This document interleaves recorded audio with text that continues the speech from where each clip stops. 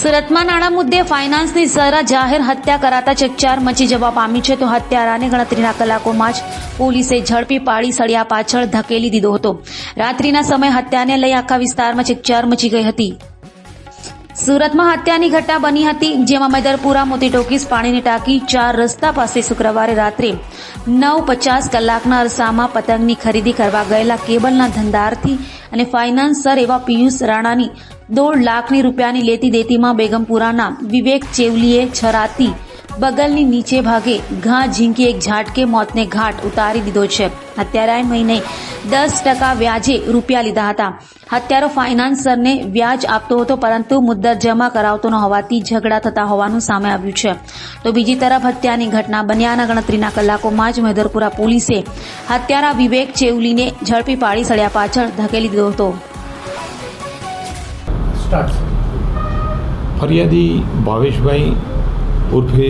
શામુ ધનસુભાઈ રાણાએ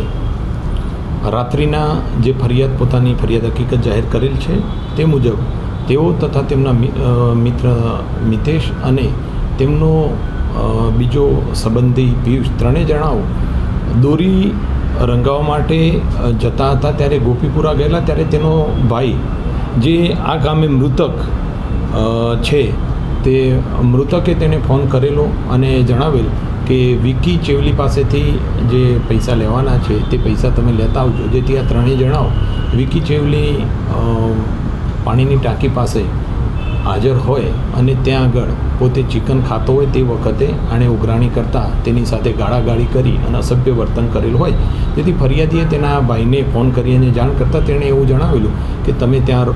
થોભો, હું આવું છું। અને આ બંને જણ એ અને એનો મિત્ર યશ રાણા ત્યાં આવી જતા આ પાંચેય જણાઓ જ્યારે હાજર હતા એ વખતે તેમણે આ કામે વિકી ચેવલી પાસે પૈસાની ઉઘરાણી કરતા અને તેણે જણાવેલું કે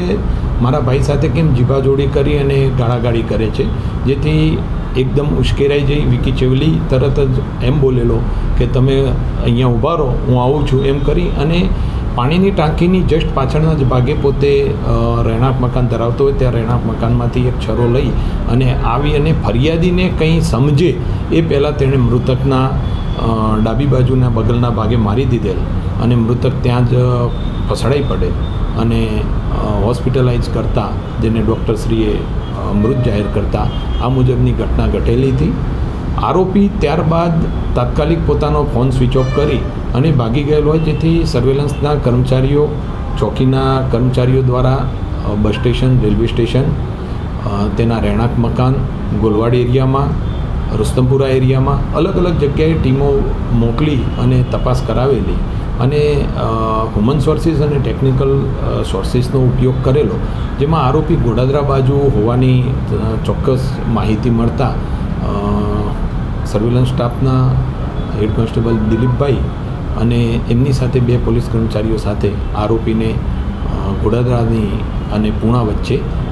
પકડી લીધેલ અને તાત્કાલિક ગણતરીના કલાકો તેને પકડી લઈ અને આગળની કાર્યવાહી કરવામાં આવી છે। કેટલા રૂપિયાનો પૂરો મામલો હતો અને એ ઝડપાય છે? આરોપીઓ કયા ધંધા વ્યવસાય સાથે સંકળાયેલા? ટૂંકમાં જણાવું તો ફરિયાદીને જ્યારે અમે વિશેષ નિવેદન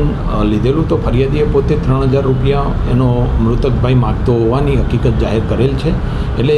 ખૂબ જ સામાન્ય રકમની આ લેતી દેતીમાં આ ઘટના ઘટેલ છે। અને આરોપી છે એ પોતે ડ્રાઇવિંગનો વ્યવસાય કરે છે, પોતાના પિતાના નામે છોટા હાથી ચલાવે છે અને ટેમ્પો ચાલક તરીકેનો તેનો વ્યવસાય છે। મૃતક અને ફરિયાદી જરી કામ કરે છે અને તે સલામતપુરા એરિયાના રહેવાસી છે।